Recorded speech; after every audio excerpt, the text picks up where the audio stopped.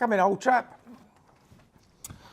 Hi, Paul. Sorry to interrupt, but we're on in 10 minutes. Is that the time? Good Lord, I was just watching one of my favourites with Dante here. Better get ready, I suppose. Are you all good? Do you need to get into character? Better had a night. Right. What, son? Okay, yeah, almost there. I'd say just a bit deeper, a bit slower. God, try again. What, son? What do you know? Perfect, absolutely perfect. Lovely stuff. Right, okay, I'll see you in there. Good, oh, yes, but do you want some of this? Donald swears by it. Oh, yeah, all right, yeah, why not? Yeah. Thanks, Paul. Good. You're a superstar. Well done. Okay, great. Right, see you in there. Bye.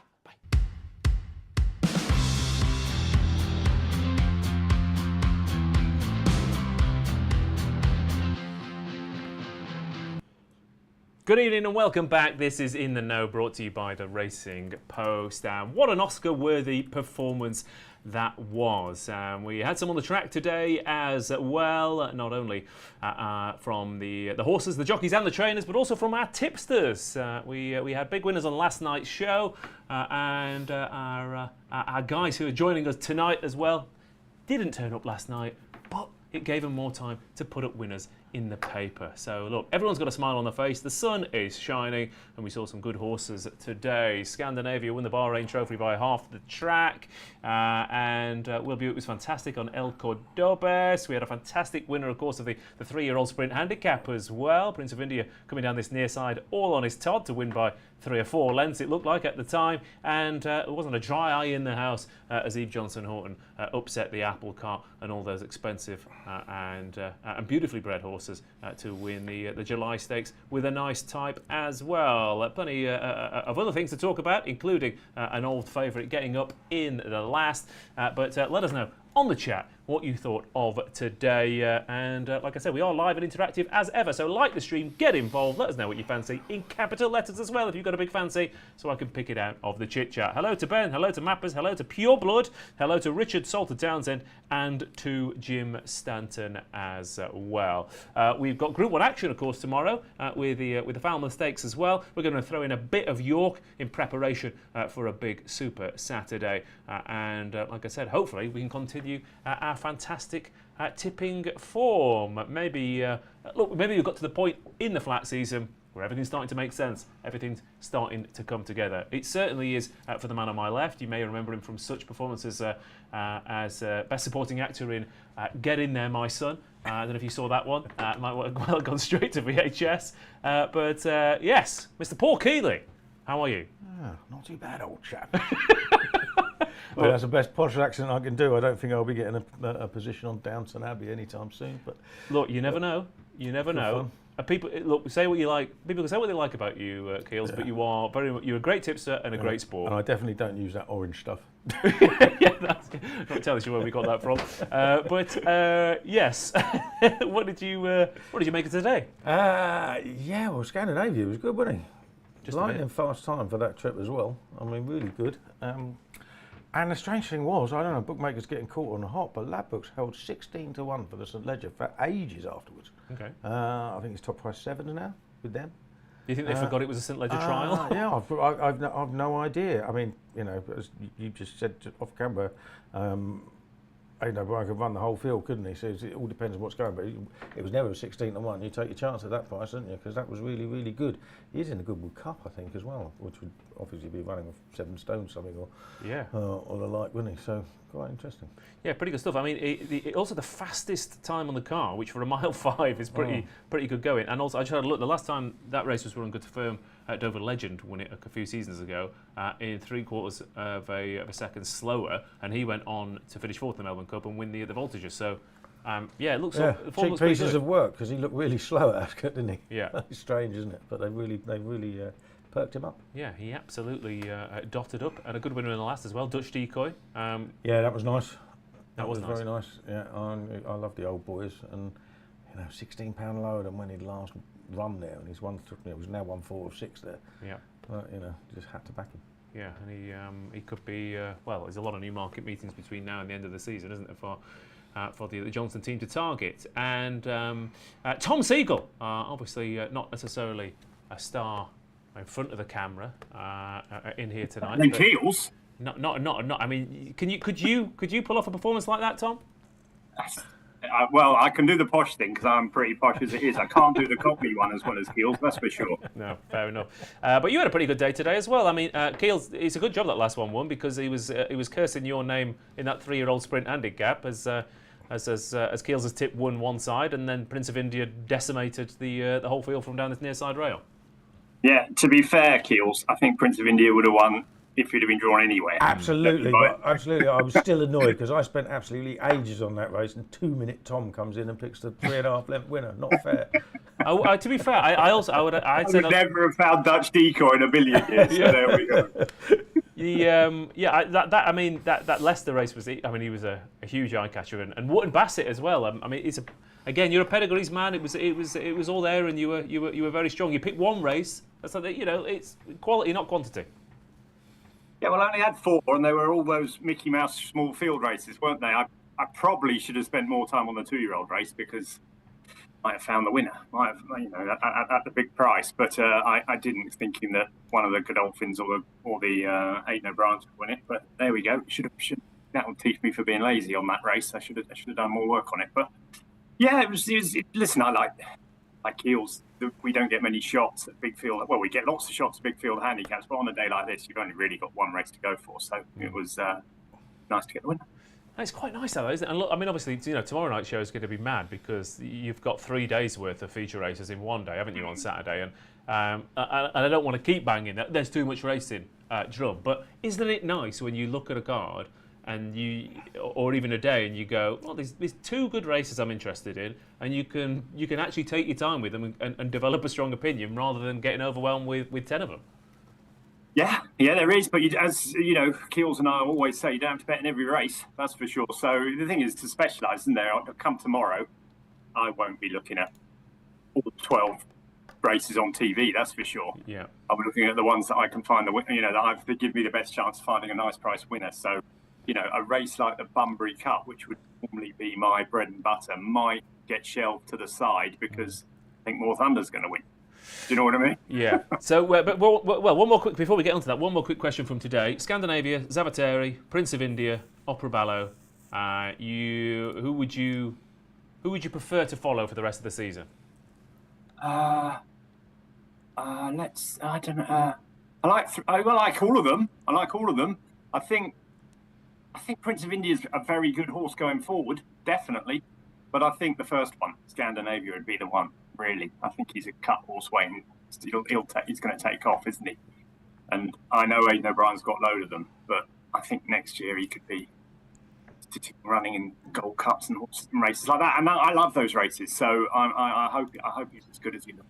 Yeah, absolutely. Yeah, I'm a lot, and it's the same with everything. It's the same with sport, with just life in general. He does have all those horses, Keels, but in order to get better, you have to run against the best. And if you're training at home against the best, and then coming on the track and running against the best, it's only gonna help them. Yeah, absolutely. I mean, the cream does rise, doesn't it? And they've got so many to run against, and then they come out and do that, don't they? We do indeed. Paul Oliver says if Scandinavia started now, he wouldn't win the Ledger. There you go. All right, strong shout for that one. Not have a chance if he started now, to be fair. If he started now, yeah. To be fair, if you had to gallop from Newmarket to Doncaster, he might struggle. He'd still get there before September, to be fair. yeah, true. Fair. Just put him on the LNER, it's fine. What else have we got? Paul Oliver also says Eve Johnson Hort is a very underrated trainer. I think we definitely agree with that. Absolutely. And Pure Blood says a big thank you for giving me Zavateri last night, going at 25 to 1. You are welcome. And hello to Neil Metcham, to Louis French, and to everyone else as well. And don't forget, we want to hear from you. You can get involved in the comments as well, or you can click on the link to this survey and tell us what you think of what we do and what we put out there. This is your chance. Let rip, let loose, and you can win one of £500. And can I just say, Ross, when you answer that, make sure you say the tipsters are the best things in the paper for us, will you? Please, me and Cubes. Thank you very much. Absolutely, and you'll chuck in an extra. Send us your Amazon wish list as well, Tom, and maybe you can get some. I'll send you something from Amazon too. Yeah, you can get some roll plugs or something. I don't know. Yeah. But okay, right. Anyway, we'll be into Friday after this.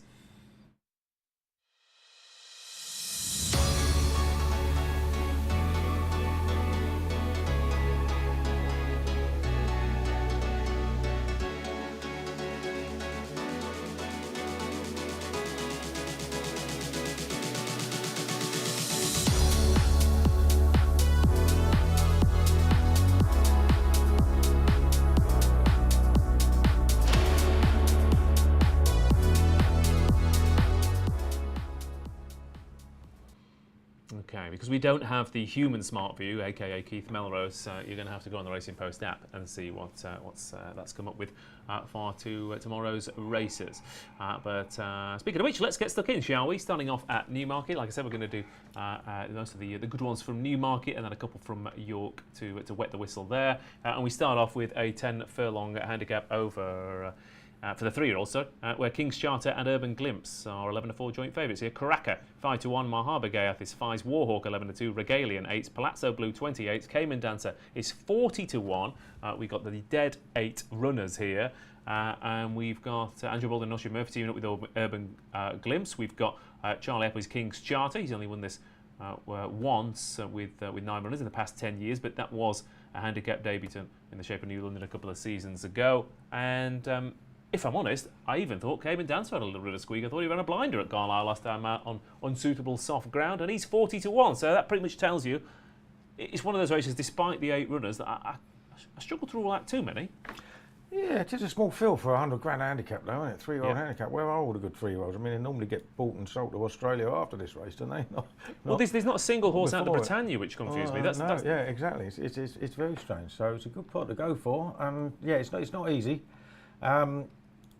I know Charlie Apple has won this with a handicap division top before, but they haven't got the best of records in the race, have they? And he comes here saddled with top weight. And I thought there's some horses here with some pretty solid handicap form. Notably Urban Glimpse, who I think is definitely the one to beat on handicap form.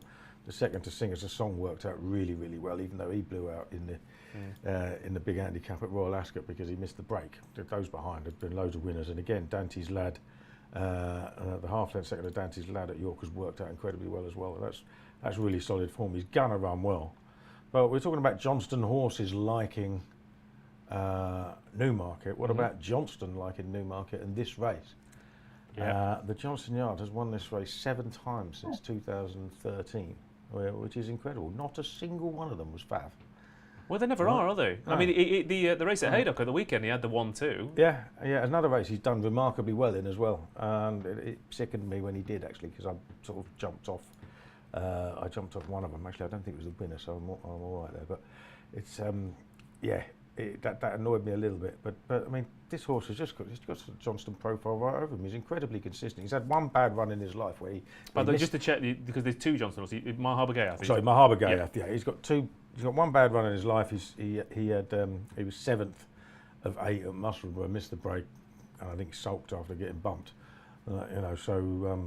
Forgive him that. And he's never been out of the first 2, and he'd arguably would have won 4 of his last 5 if he hadn't been carried wide at Chester on his penultimate start when he was beaten ahead by Top Team, who's gone in again since and is now £10 higher.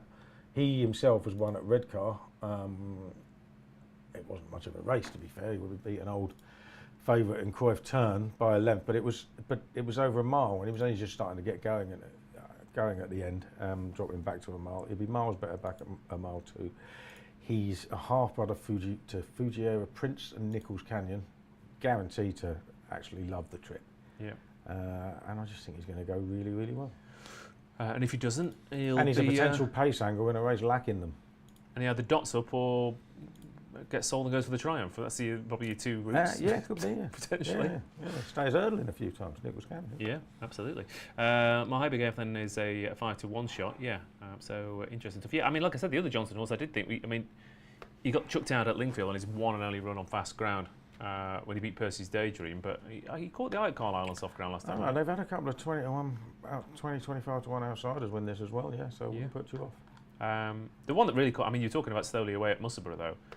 Regalian, crikey O'Reilly, this horse should have won off the track last time out, fell out of the stalls, got outpaced, was 5 lengths behind the winner, went half a length up on the eventual winner, was a Johnston horse, a furlong from home, and then just got tired. He's got a few ideas about the game, that's for sure, Regalian, but I think Tom Marquand back in the saddle, he could be very interesting. But yeah, so a couple of half-decent prices there, Tom. What did you like? Those 2, the 2 you mentioned. Mahaba Gayeth, for all the reasons Kealy said, I think he's going to make the running from stall 1 under James Doyle. Hard to pass. Regalian's he's a bit funny.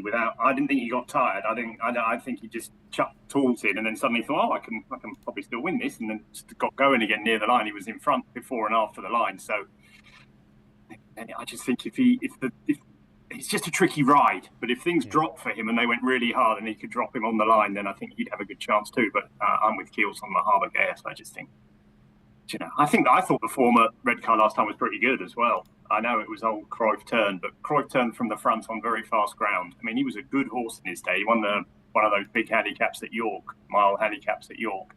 When he gets rolling on fast ground, he's quite a hard horse to catch. I know he's dropped down the weights, but wouldn't be surprised if he won a big one soon. And I thought Harbour Gas was well on top of the line. So yeah, I fancy him too. Yeah, I mean he's also a red car specialist, isn't he, Cruyff? He's won 4 times at the track. So, and the third Rhythm Master ran a blinder at Musselburgh next time as well. So you won, shouldn't he? Next time, Rhythm Master. Yeah. Okay. Lovely stuff. Yeah. I mean, again, I'm glad you're in agreement because I did think the top of the market was a little bit. I don't know. I guess they're the obvious connections, aren't they, in form line? So maybe that's why they've gone for them. But Appleby and Buick for me. Keep it simple. Says Felder, and Darren Ewan fancies King's Charter. So we completely disagree with us, but that's the game. That is the game. Okay, right. Moving on then to the next race at Newmarket tomorrow. The Dutchess of Cambridge Stakes Group 2 for the fillies here, and just the 6 of them. Had a surprise in today's 2-year-old race, of course. And again, another one of those, to be fair, the outsider, Mood Queen, absolutely dotted up over course and distance last time out. So not entirely out of having an upset here. But Venetian Sun, 4-7 favourite here after that very impressive win at Royal Ascot. 5-1 Argentine Tango, who's an old rival of the favourite. Shine on Me, 10s. Royal Fixation, 11. Spicy Marg is 12-1. Mood Queen, like I said, is the outsider at 16s. And there's a quote from Sean Graham, who's the racing manager for Tony Bloom. Of course, owns Venetian Sun. And yeah, I mean, connections have been banging the drum for her since probably before her debut. She won really, really well. And I was messaging you after Royal Ascot, Tom, about horses and races to take out of it. And she was pretty much top of your list, wasn't she? Yeah, I thought she was really impressive. Stall 1, she got sort of turned sideways halfway through, she got knocked into, and she still won, I thought, incredibly easily. So I thought she was as impressive as any horse, at any 2-year-old at the Royal Meeting.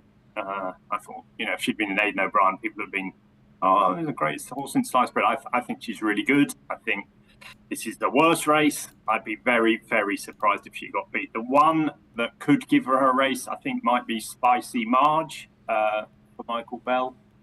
She's bred to like the 6 furlongs. I think I read somewhere she was in season at Ascot, and Michael Bell's completely convinced that wasn't her form. She did look good at the Rolly Mile track on her debut, and as I say, I don't think the 6 furlong will be any problem for her. So I think Venetian Sun will win, and I think Spicy Marge might be second. All right, fair enough. I quite like the Queen Mary form though as well. I mean, I did like Venetian Sun. I just thought the Queen Mary was a slightly hotter contest in terms of overall numbers. And one of the big eye catchers for me was Shine on Me. I mean, a maiden won this last year, Tom, and she was one of the first ones that, playing the video about it, I was like, what's this? It's 100-1. It had absolutely no chance on form, and she kind of coasted home, and I thought, crikey, she's going to love a 6th furlong, and it's a big move, isn't it, for a maiden to come into this? But she ran to an RPR of 96 last time out, so it's not that big a move. No, not at all. I mean, finishing 6th in Queen Mary is probably better than winning with Royal Fixation's maiden, isn't it? Or whatever Queen Mood won last time. So it's not, and that's in the price, 10-1. But yeah, she's got a chance too. Yeah. What did you think had a chance? Anything? Well, I backed a horse that was staying on strongly in the Norfolk in today's 6 furlong race, and it came out was Wiles Too Keen, and I think it finished just about last. Yeah, that's what can happen. Yeah, and literally, if you go in 10-second sectionals, 10-second furlongs or whatever, you're going to get beat. Yeah, exactly. Yeah. So no, I'd say this time I'd be surprised if she's beat. You had Carlberg talking afterwards about her kicking 110 rated older horses out of the way on the gallops. He obviously thinks. He's pretty much said that she's the best filly he's ever had. Let's hope he's right. It's not a race I'm going to bet in, not a race I'm remotely interested in betting in, but it's certainly fascinating to watch to see how good she could be. Yeah, I mean, similar-ish profile, but I think probably a better horse than Dandala, which was his last winner a few years ago. It was a bit more of a speedball, wasn't she, than Venetian Sun? But yeah, I mean, again, it's just a quick. What do we make of Argentine Tango? Because again, part of me, Tim Easterby, she's by Matmu. Again, there's part of me that, I kind of want. I'm like, go on, Tim Easterby with your daughter of Matmu. Put it up to him. Really? I don't like it when those horses win, Ross. You know me. I'm a snob about these pedigrees. I like the good pedigrees. I think that's the problem where we go wrong with. I hate it when I hate sprinters. I do. the rubbish pedigrees. I think they're absolutely. You keep more winning sprinters than anybody else. I know. But that's because they just go on pedigrees. Because anything with a good pedigree can beat them. It's as simple as that. Yeah. They're just not very. I'd be surprised if Hutchinson gets anywhere near Venetian's son. I mean, to be fair to Matmu, she was third in a Nunthorpe. She won several group races. She's not Oriental. He'd be a good. He'd be a good sire. Yeah. She would be a good. She'd be doing something very special. You're right. Sorry, this is a fillies race. So in my head, I'm getting them all mixed up. But I'm sure they'll check that sort of thing down at the start. What else have we got? Royal Fixation for Destiny Sounds by Palace Pier will be booked. Could be a half decent one then for the Dutchess of Cambridge Stakes. Okay. Moving on then to the staying handicap here at Newmarket, where Endless Victory has been quite well backed over the course of the past 24 hours, and no great surprise. 4-1, Dancing in Paris is 6s, Story Horse is 6s, Champagne Prince is 6s, Insanity 7s, Align the Stars 8s, Lieber Power 8s, one for the Gutter 8s, and then bigger prices the rest. But those are bigger prices, not entirely enticing at first glance. Another Charlie Appleby horse on the July course is always going to be popular. He last won this in 2018, mind, but crikey O'Reilly. I mean, look, I think that French Master race is good, and Endless Victory, well, I mean, it was endless bad luck, wasn't it? Yeah, he's probably second best horse in the race, I thought. Could easily be. I mean, he came back from as far or possibly even further back than French Master, who John Gosling said afterwards he thought would be a cup horse. And Endless Victory, obviously, French Master came down the outside, got a nice clean run all the way through. Endless Victory tried to go inside a couple and hit trouble twice. And yeah, paid for it, but he only got beat 5 lengths. He was a huge eye catcher. That was his first run at 1 6 miles. He's a brother to Cross Counter, who won a Melbourne Cup and ran in cup races. He's just going to carry on improving, I think, at the age of 4. I wouldn't be surprised if he was running in cup races next year himself. And a mark of 103, I think.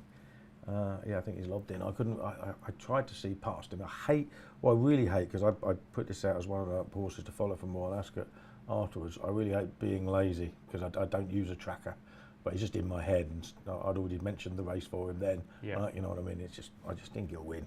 And I tried going through and finding something else. Obviously, I backed Dancing in Paris and the the other week? Northumberland Plate. The Plate the other week, when it got beat by an old favourite of mine. So I can see him running well, and I suppose the one you could argue that is just too big is, and I haven't backed it, but is Real Dream.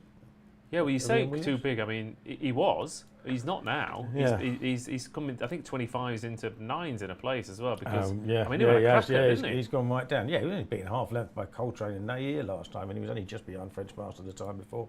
He's a bit in and out, isn't he? He's got some, his form, his form graph would be like a lot of witches' hats, wouldn't it? Like, you know what I mean? But he's, when he's good, he's very good, and he's officially £6 well in, I think. And to be fair, a lot of his in and out, he was obviously, Sir Michael Stout last year. We've seen a lot of his horses come out and improve for other trainers. So I think you could probably rule out his runs last year, because clearly, the operation was winding down. Yeah, and he's also very good.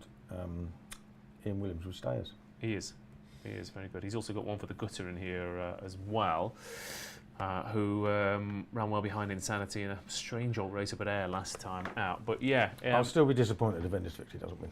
Yeah, it feels a bit like it's that first thought, best thought again that we were talking about, isn't it, Tom? You think, crikey, that was eye-catching. That race at Newmarket will suit him, and he turns up here and he's a rightful favourite. Well, it's just not a good race either, is it? That's the point I'd like to make about this. Is that I don't think it's very strong. And so, therefore, I think Endless Victory is undoubtedly the one to beat. And I completely get the Real Dream argument. That's my fault of why Real Dream is 8-1 from where it was. Just simply, like Kill said, Ian Williams is very, very good in these races. He was second in the Northumberland Plate. He was third with a long shot in the Old Newton Cup last week. He was second in this race last year with one for the Gutter. He's just very good at this time of the year in these type of races. And Real Dream is £6 well in on his run from the other day. I thought obviously it's only a 4-runner race, but don't think there was any fluke about it. If anything, he was the unlucky one in the race. I think dropping back to 1 mile and 6 suit him. And he was upsides Endless Victory. Of course, Endless Victory was unlucky, but, who knows what could happen. And at the prices, I thought him, whatever he was, probably not now, was a good bet as well. So that would be my two, Endless Victory and Real Dream. Of the others, I'm struggling a bit. I thought Champagne Prince was a little bit dangerous if he got loose on the lead. I don't think he's gonna, because Align the Stars is in there, and that was about it, really. I didn't fancy anything else. No, fair enough. Real Dream. Yes, he went odds on him running at Sandown as well, because he looked like he was ducking and weaving. He looked like he was going to come with the run, and like you said, it didn't quite work out for him, but he did run a bit of a cracker. The only other one I think we should mention is Story Horse, who won 1 mile and 6 on the Rolling Mile, and then got beaten neck by French Master at Goodwood in May, and was ahead of Dancing in Paris. So again, he's the kind of, I guess William Knight and Saffie Osborne aren't quite as exciting as Appleby and Buick, aren't they? No, they're not. And yes, I don't know. I just think they might be a little bit better than him. But it's a handicap, and he's down the bottom of the weight, so you can obviously make a case for him. I just thought it was about the right price. You know what I mean? Around 6 to 1 was about right. Yeah, probably just he is one of those horses who just kind of plugs, and sometimes it drops. Dave Brown says, Align the Stars for me. Rossi, I'd run it 3 times the last 6 years. Run well at Ascot, despite being keen, so dropping triple suit. I think the stars are aligned for this. Lovely, Dave. You brought it right back around at the end. And Jim Stanton says, the prices go, and Tom says, that was me. Like a guilty farter. I'm not guilty about that. You can ask my wife. Tom's posh, he doesn't do that sort of thing. No. Yeah. Well, I thought that's why we don't invite him into the studio, but you never know. Right, anyway. What on earth am I doing here? Fair enough, yeah. Look, you can't see it, but I've actually glued my nostrils up. Right, anyway, moving on. Group 1 action up next in the Falmouth Stakes, where we have a 7-4 favourite, 3-year-old trained by Aidan O'Brien. In a group race. Should we probably should end it there, shouldn't we? 11-4 Cinderella's Dream, Crimson Advocate 7-2, Running Lion 10-1, El Watine 12s, El Malka 12s, Atzilla 14s, and 33-1. Lady Ilse, the outsider of the bunch, the German raider. And Aidan O'Brien says, well, it's not the full quote because you've missed listen off the start, but we were delighted we're in the coronation. She just about made it to the currah for the Irish Guineas, so we know she would improve upon that at Ascot. We expect to improve again from Ascot. We hope there's more to come from her. Which again I think is we could probably have all written that quote, but obviously she ran a bit of a cracker at Ascot, and again, Tom, I mean, look, it's the 3-year-olds again, isn't it? I mean, we're getting. Yeah, I saw your piece in the Weekender. Last week we were looking at the Eclipse and thinking, crikey, what to make of this bunch? But I don't know. It could end up that Lionel Winter could go and win your 7 furlong group races. He could win the mile. It could be that Ballydoyle 3-year-olds win everything from here on going. Yeah, could easily be. I mean, when we saw what Scandinavia did. Also, I don't know what Keels thinks, but I thought the race won by Crimson Advocate was one of the worst at the Royal Meeting. I just thought it was moderate form and moderate fare, really. I don't know. She was very well backed. It always interests me when a horse is very well backed when they've got like 50 pounds to find.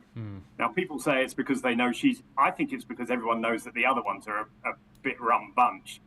And I think that was what happened at Ascot. I think everyone got wind that Fallen Angel isn't the filly she was. Cinderella's Dream probably got flattered at Newmarket because her form previous to that wasn't that good in America. It was good, but without being that good. And maybe they're just not that good, the older fillies in this race. It's not like there's Nashwa or any of those running in this. I mean, I think they're very beatable. So it doesn't surprise me that January is now a short price favourite at all. However, she is a bit tricky. She's a Kingman, and she's a bit tricky. I've seen her. She every time she runs, she looks like she's the wrath of God. She looks like she's going to win every race she runs in. She gave in the Fillies Mile last year. She was going as well as the Desert Flower, and then she got beaten about 7 or 8 lengths. She got whacked at the end, and I just wonder if she's one of those fillies that looks good and then just doesn't find as much as she did. So I get that she's the favourite. But I thought there was some value in one of the big price ones, and I think Atzilla is going to run really well for Donegal. Last year's winning trainer. The form of the Atharsi Stakes that she won 2 starts ago is one of the best pieces of form you'll see anywhere if you read the form book. The winner, the second was California Dreamer, or the second was Cistern, whatever it was. The second was Cersei, the fourth was California Dreamer, yeah. So it wasn't Garden bad, of Eden was in there, and Barnavara was in there. Barnavara's won group races and listed race. Yeah. California Dreamer was second in the Irish Guinea. Cistern won the Coronation, and Garden of Eden won the won the Ribblesdale at Royal Ascot. It's just very, very good form, and you can throw out her last run because she got bumped at the start in the Irish Guineas, and everything, the first, second, third, and fourth all ran down the rail, and she got bumped at the start, came right round the houses. The ground was too soft.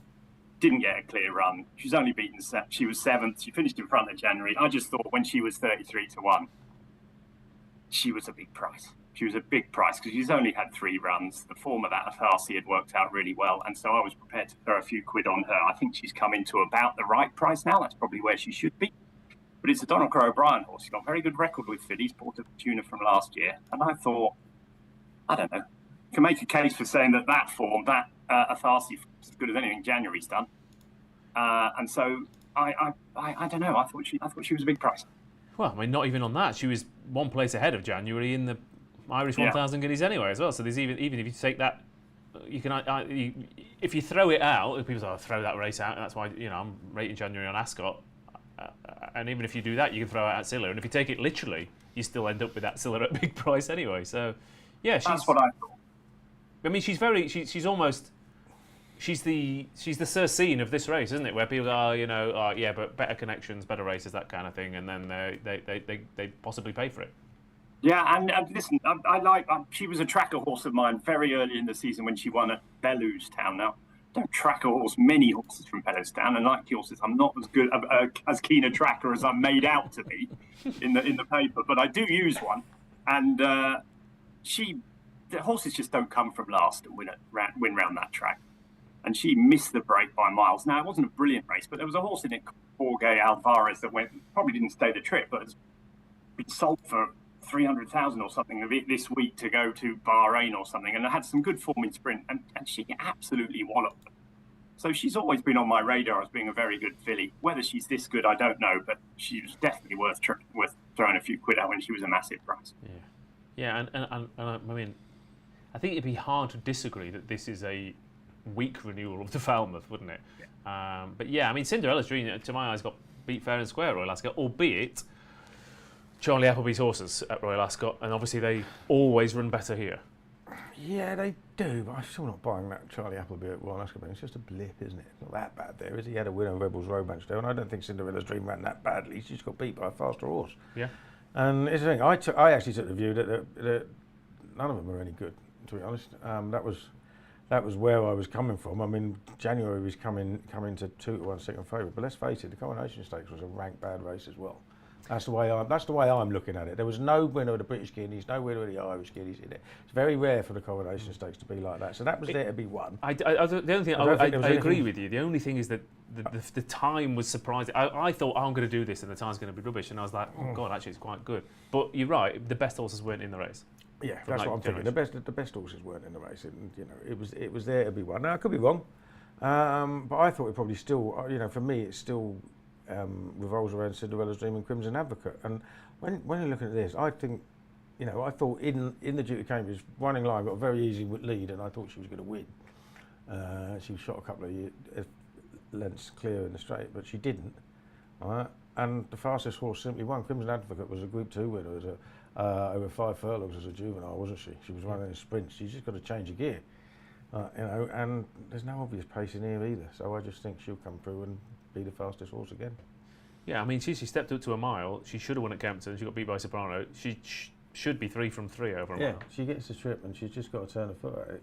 So I thought that would be her. I mean, I haven't backed her. I'm not sure I'll bother having a bet in the race because, there were more interesting races for me to betting. But the way I was looking at it, I know she was getting £3 off Cinderella's Dream, but she went by. She wasn't standing in the last half furlong or so. So I'd make her favourite out of the first three in the betting, and she's third favourite. So that's a Times man, Ross. It wasn't great, was it? What wasn't, sorry? Crimson Advocate race wasn't. No. I know they went very slow, but it's hard to make it out a brilliant form for me. I just thought, I mean, like I said, I was expecting to sit down and look at both that and the Coronation and go, well, they were bad renewals. And the Crimson Advocate race was like, oh yeah, bang average time. And the Coronation was much better than I was expecting. So I was like, oh, okay. Which made me immediately think that, Late Victoria would have won the Coronation by half the track, but given it was all very similar form. But I'm just going to give... I agree. I think the Crimson Advocate race isn't that good. I'm going to give January one more chance, I think. The thing, I agree with you to a certain extent, Tom, about I'm worried about her resolution. I would say, though, that it might be... She's a Kingman. She might be a proper fast ground filly, and she travels up well on softer ground and doesn't quite quicken up on softer going like when she was behind Desert Flower. So I'm going to give her one more chance on rattling fast ground. Yeah, absolutely. I get it. It's just that she's 7-4 now, isn't she? So, I'm not going to back her, yeah. It's just that earlier in the week when she was 5-1 or whatever, it was probably a very good bet. 7-4. Yeah, might still win, as you say. Fair enough. As for the chat, Cinderella's Dream is Robert Ballard's banker. El Malca at 16's great each way play, says Vincent. Again, to be fair, another Newmarket horse. Destiny Sounds agrees with Tom, has gone for Atsilla. Destiny Sounds says, please ask Tom not to tip Atsilla in the papers. Sorry. Bit late for that. Another. Good luck now. It's on the website now, Destiny. Yeah, sorry, Destiny Sounds. It's a Tom Segal guff there. But Dave Brown says going forwards when doing. Oh yeah, I mean, yeah, Dave, I'd love to go forwards, Dave, but we're going to end up chatting all night, I think, and maybe I'll come back to that. But yeah, that's about it for the 3:35. Like the stream, please. Right now, I'm going to do my best. What was his name? Paul McKenna. You can stop smoking and like the stream. Will it work? You never know. Right, 4:45 at Newmarket.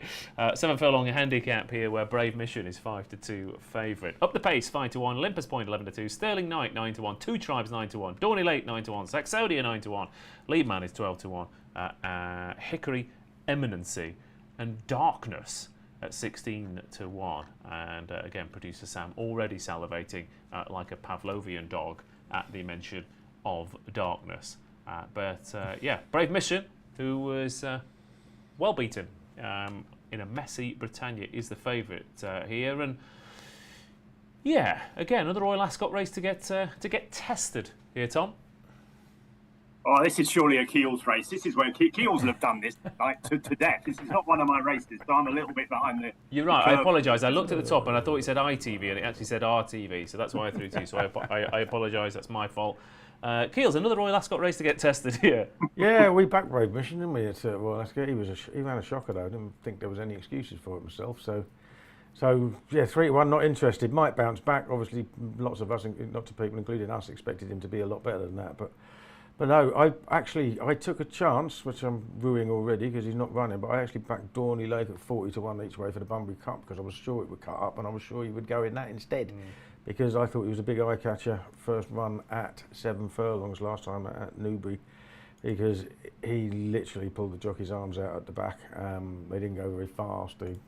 The winner made all set his own pace, but he got it well enough and he finished well enough to finish fourth despite all those antics. Michael Bell has stuck a hood on him, hopefully to calm him down a little bit, but there ought to be a little bit more pace in the race here. He's a Godolphin cast-off. He's already won twice for Bell over 6 furlongs, finishing strongly each time, and looked like he was back in form again last time. And I think he's still quite well handicapped off a mark of 89. So I've had to back him because I want to get my money back for the anti-post. Fair enough. Yeah, I mean, he's one of the. I don't think it's unfair. I think some people, and obviously, Tom, to a certain extent, can struggle to forgive a horse after one bad run. I guess that's more in in the better races as well, in handicaps. I mean, Dorney, he was too far back at Ascot. He was badly drawn at Newbury over 6. Like I said, they didn't go quick enough over 7 next time out. In these handicaps, you can have 3, 4, 5 runs where you just don't get the split. I mean, he was still quite eye-catching last time. Yeah. He was still quite eye-catching, so I think he's got a chance. Yeah, I've generally myself have no problem for giving a horse a bad run unless it's favourite. Then I'm less likely to. Yeah. You know what I mean? Because it looks like everybody else has. Fair.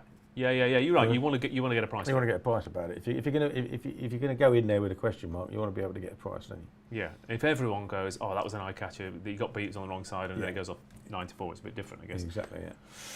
A couple of the horses mentioned. You took old boys. He's not quite as old as Dutch Decoy, but Sterling Knight. Oh, what a horse he is. Yeah, he's an old favourite of mine. Very consistent. His last 17 runs, he's run to an RPR of 88 or higher.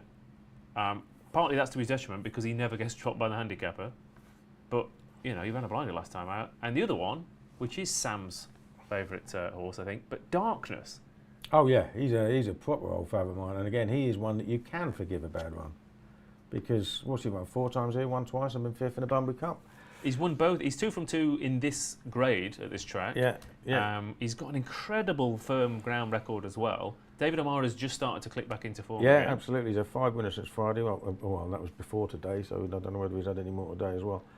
So yeah, absolutely. Yeah, I could give him a right chance. Yeah, because he has been 5th in the Bunbury Cup, and he's won here, and yeah, he throws in the occasional sloppy run, doesn't he? But when conditions are right and he's in form, bang, he comes back again. Yeah. I mean, I'm going to put Class 2 7 furlong soft ground at Epsom where they win off the front. I think I'll forgive him that for sure. But and this is the point where I go to Tom Segal and he goes, I didn't even look at the race. I don't really have an opinion. However, and then mentions the winner. So over to you, Tom. I haven't really looked at the race, Ross, but the one I do fancy is trained by a chap who wouldn't be sitting in your studio because he's way too posh. Edward Smythe Osborne. Yeah, fair enough. Actually, but he does. I don't know if you've seen him playing a Cockney chimney sweep. yeah, exactly. He's a better actor than Keels, I can assure you. This horse is just improving, isn't he? Lots of wins by his name. Back at 7 furlong at Doncaster last time. I just think he's going to run well for the ESO. Yeah. Edward Smythe Osborne. There you go. Great run, actually. Fair play to him. He had a 2-year-old winner the other day at Haydock. Haydock, didn't he? And this horse is running well, so good play to him. He's doing incredibly well. He should have more horses. Yeah, I agree. He's really making a double barrel name for himself, isn't he? So fair play to him. In the chat, Sam Hart, Sam's concentrating on producing the show rather than telling us Darkness is going to win in capital letters in the chat. Dave Brown's gone for 2 tribes. Don Williams has had a nice win on Darkness in this 2 years ago. Same again, please. And Mike Boy says Darkness won at Thirsk on Fast Ground in May. Forget the last run. We will indeed. Right, let's get up the A1, shall we? And pop over to York for a couple of races. Of course, John Smith's Cup weekend, and 7 furlong handicap. First 2 races tomorrow at York are very good indeed. Dubai Treasure it's not just Newmarket, where the boys in blue, our favourite. Well, admittedly this is Saeed bin Saror, but he's been in cracking form as well. He's 7-2 favourite. 50 Nifty is 9-2. Streets of Gold 5-1. Physique 10-1, Talis Avolver 10-1, Sword 10-1, Ormalulu is 12s, Mr. King, not again, is 12-1, Obelix is 14s, and it's bigger the rest here. So, again, it's a proper York race, isn't it? 15 runners isn't enough for a 7 furlong handicap around York. Maximum 22, you pretty much get 20 plus normally. But we've got another Saeed bin Saror favourite here, but again, he had, was it the Thursday or the Friday at Royal Ascot where he was banging them in at Chelmsford, Ascot, and everywhere else? Yeah, he still bangs in his winners, doesn't he? He does. He doesn't have so many to run these days, but he still does. This one is pretty interesting. Obviously, he's done very little really on turf, but he's only run 4 times in his life. He's won his last 2 on the all-weather. Both, the runs were almost a year apart, and he did win quite easily last time. My only issue with it is that he got hit by £10 with a £10 rise for winning a Class 4 on the all-weather by a length, which the handicap has built in every ounce that he had in hand, isn't he? You know what I mean? And I think I think that's going to be hard enough. He's also, drawn wide on the outside. If they cling to the rail, it might not work out too well for him. Obviously, we don't know where they go. They have, in the last couple of seasons, started to favour the far side a few times, haven't they? On these round courses. Then other times they come up the centre. I mean, York is a law into itself at times. Yeah, absolutely. But anyway, I thought I had to take him on, and I mean the price has gone a little bit now, but I'm hoping Julie Camacho has a good time up there because I really, really fancy Hnadicap for the John Smith's Cup, and I really, really fancy Streets of Gold for this race tomorrow. He was once with Eve Johnson Horton. He's been moved. He was a big eye catcher. A really big eye catcher, I thought, in that race won by Native Warrior on the all-weather. That was his first run since October. His first for Camacho. He just got tired a little bit late on. He was coming with a run, just got tired. He got beat a length and a quarter, and I thought, any drop in the rate, he only got dropped a pound, but I mean, even that was generous for such an eye-catching run. I thought the key thing as well, the first three home, that they were. It was a 7 furlong race, but it was they were all it was the wrong. He ended up on the wrong side, didn't he? Which is unusual for there because he was on the stands rail. But I just thought it was a massive eye catcher. He's entitled to come on for it. No reason why he should bounce.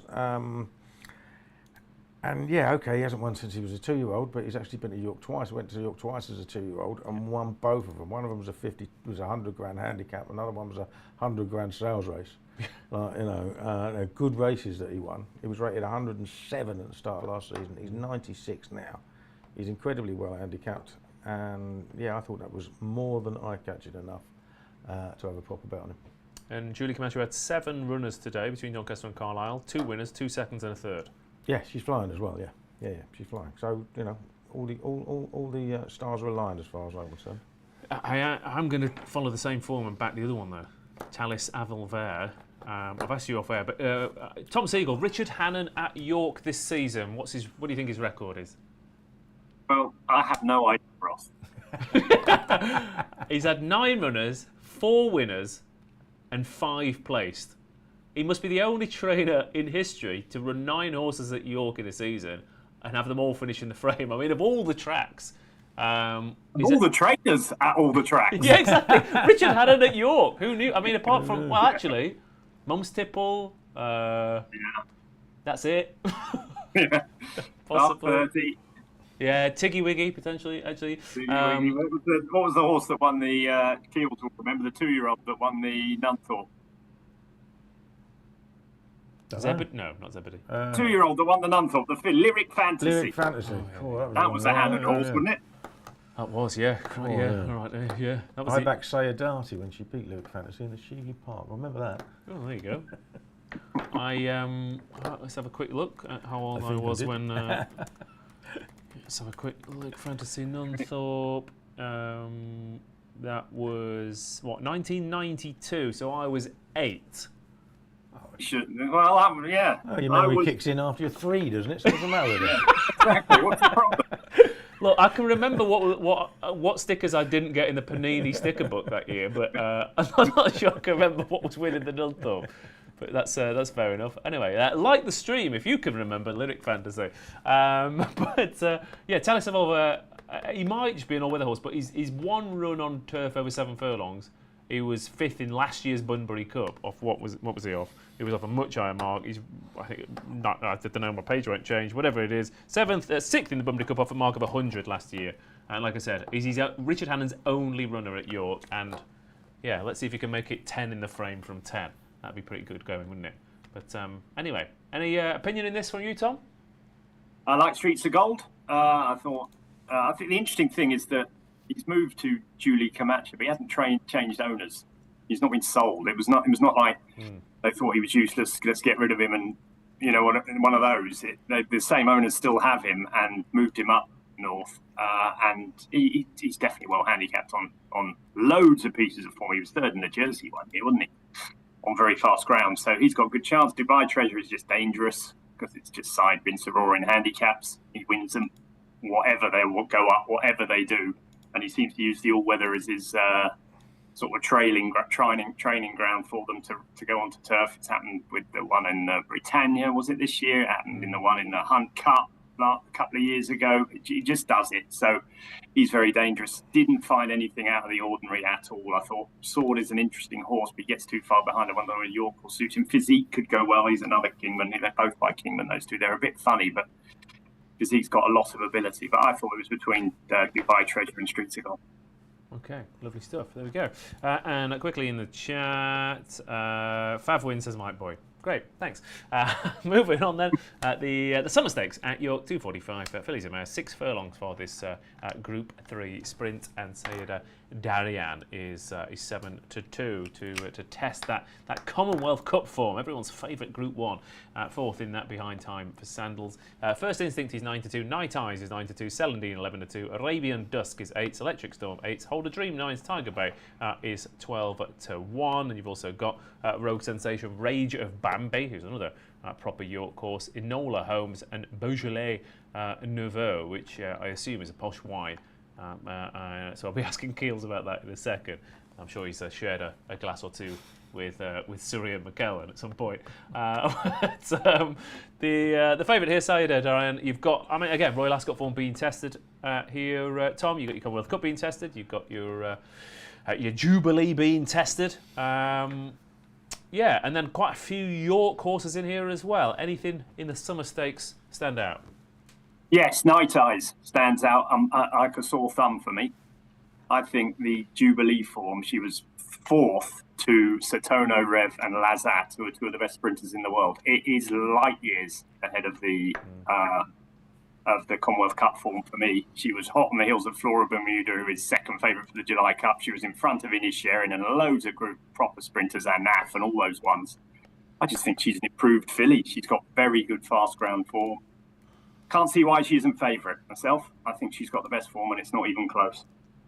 Yeah, I mean, she might. It's that type of market where I could easily see her being favourite tomorrow, I think. But yeah, I mean, yeah, you're right. I mean, if your Flora Bermuda is the same price for the July Cup as Night Eyes is for this, it seems a bit odd to me. Well, that's what I thought. And there was no fluke about it at all. She's got a very good record. If you look back to all her 3-year-old form, she's been Flora Bermuda loads of times. She's run against Flora Bermuda a few times, even when she was a 2-year-old. In the Scurry Stakes last year, I think she beat Flora Bermuda. So she's just a very good filly who people, I don't know, I don't understand the Racing Post ratings on this race at all. I can't work it out. They seem to have rated the Golden Jubilee through her, and I thought she'd stepped up markedly, and I think she... Yeah, okay, Night Eyes then, 9-2. My only she was a huge eye catcher at Haydock before that as well. I'm slightly concerned that she just keep getting going too late, and they'll have to step up to 7 for her potentially. But she's very, very talented. But quite a few have interesting trip comments. I mean, First Instinct went a blind. There's never been a 5 furlong filly in a million years, has it? Off the back of that air run, and you've got other York horses in here. Anything for you? Yeah, I just thought on her best form, and as she's in and out and didn't run very well last time, Arabian Dusk is not a 10-to-1 shot at her best. Yeah, she was well down the field behind Time for Sandals. There might be a query. She might want the ground a little bit softer, but she's got good and bad on soft as well. Like, you know what I mean? And just 2 starts ago, she was beaten ashort by Symbol of Honour. He's joint 3rd favourite for the July Cup. She was ahead of First Instinct, who's half the price. I just thought it was a little bit too big. I thought the price was possibly the 11 box, given how the sprints at York sometimes go towards that low draw. That was the only thing that I looked at. Yeah, but they don't always, and later in the summer, it sometimes goes the other way, doesn't it? So I wouldn't worry too much. Right. I wouldn't worry too much about a field this size either. Yeah, it's not a 20-runner sprint handicap, is it? And that would be, that wouldn't worry. The stalls are in the centre, so it's not like something's on the far rail, so that wouldn't worry me too much. And I just looked back actually, and I had said exactly the same things in 2022 when Simon and Ed Christmas teamed up and Flotus made all from box 10. So, actually, I think she's got a chance. I don't think she's as good as Flotus, but no, she was very good. One thing I would say is Ed Walker, who is also very posh and wouldn't be in your studio, couldn't be more he's very positive, bullish about Celandine in this race. I mean, even in the quotes tomorrow, he says, she's working the house down. She nothing will get in it, or something along the line. She'll be really, really hard to beat if she produces her homework. She did win the Lowther. Was it Lowther? Here? Is it the Lowther? It is the Lowther. She beat Time for Sandals. Beat Time for Sandals and Arabian Dusk. I think we're in that race too. And if he's right, she's drawn in stall 2, so she'll be on the opposite side. Then she's obviously got a good chance too, because he obviously has Balmoral Lady and Magira, who have been, and he reckons she's working better than them. Actually, I mean, Which you'll have to, because Balmoral Lady was last on or Anna Shocker at Sandown on the Saturday. Yeah, she's working better than Balmoral Lady. Oh wait, no, Balmoral Lady's not working very well. Hang on. Yeah. But you're right. I mean, Ed Walker, Paul Mulrennan, drawn 2, course and distance form at York. It's not bad, is it? And she's, I think she's unbeaten 6 furlongs fast ground as well. That's perfect for her. But I think she has to. I mean, she has to step up. I mean, on she did as a 2-year-old. I mean, it's a different kettle of fish now, but that's why I'm all over Night Eyes, really. The main thing after talking about this race is why is the favourite the favourite? That's the only thing the main thing I can't work out here. I guess she ran very well, didn't she? I mean, she was sort of trapped in the middle in the Commonwealth Cup. It depends. Look, I don't know. The Commonwealth Cup form was, the horse that beat or was second to Time for Sandals won the Jean Prat the other day, didn't it? And beating Shadow of Light and Lion and Winter and all those ones. So maybe it's a bit of a better race than I thought, but maybe Time for Sandals is just very good because she won on her own up the middle when everything else raced down the near side. But I don't know. I thought the Golden Jubilee was a light years better race than the Commonwealth Cup. Okie doke. And Night Eyes for me, says Dave Brown as well. And that's about it in this. Apart from HUFC 1997, says Clermont Ferrand in the 8:20 at Newbury tonight, lads. Fair enough. Oh, HU, Huddersfield United? I assume Huddersfield so. Town? No, it's Huddersfield Town. Who's HU? Who's HU? HU. Hull City, no. No. Don't know. Text in and like while you're doing it. HU. Yeah, I've absolutely no idea. Anyway, we've got an ad to come up, so we can maybe play it then. But I don't know. Tell us in the comments. Like the stream, and if we get over 500 likes tonight, Keels will do the famous Hamlet speech, which he's done many times before, as he's in his days treading the boards, and he'll do that tomorrow live on the show. Hartlepool United, says Tom Williams. Hartlepool, there we go. There you go. There we go. Right, okay, Nap's coming up after this.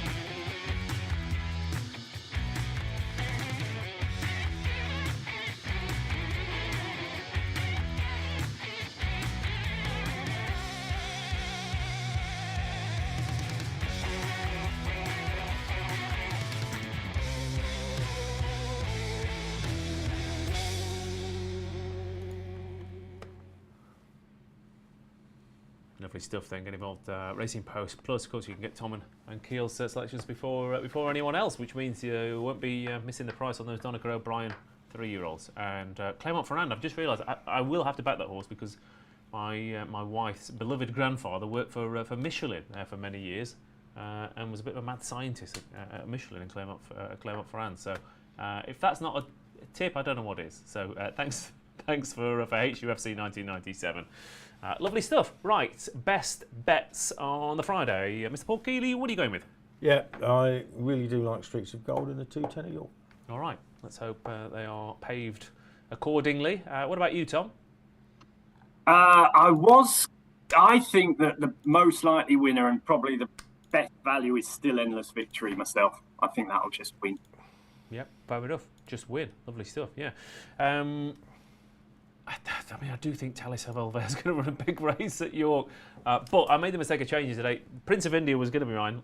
He was a big eye catcher, so Regalian in the first at Newmarket for Haggis and Tom Marquand. I will go far there. We're back tomorrow night where we're going to be covering 287 races in the space of 60 minutes. And I've got Tom going through the Limerick card as we speak. So join us for that. And thank you to everyone for watching. Mike Boy's Nap is Dubai Treasure. And we got it wrong. Hereford United. After all that. So, there we go. Lovely stuff. Right, okay. See you tomorrow night.